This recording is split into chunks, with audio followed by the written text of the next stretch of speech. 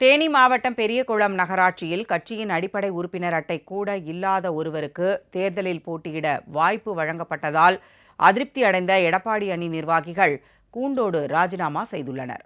பெரியகுளம் நகராட்சி 6வது வார்டில் எடப்பாடி அணி சார்பில் சகுந்தலா என்பவர் நகர்மன்ற உறுப்பினர் பதவிக்கு போட்டியிட வாய்ப்பு அளிக்கப்பட்டுள்ளது. இவர் கடந்த சில மாதங்களுக்கு முன்பு எடப்பாடி அணியில் இணைந்ததாக கூறப்படுகிறது.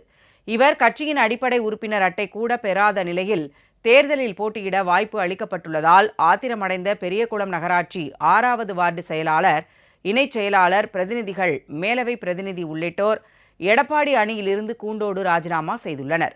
இதையடுத்து ராஜினாமா செய்த பொறுப்பாளர்களில் ஒருவர் சுயேட்சை வேட்பாளராக தேர்வு செய்யப்பட்டு வேட்பு மனு தாக்கல் செய்துள்ளார்.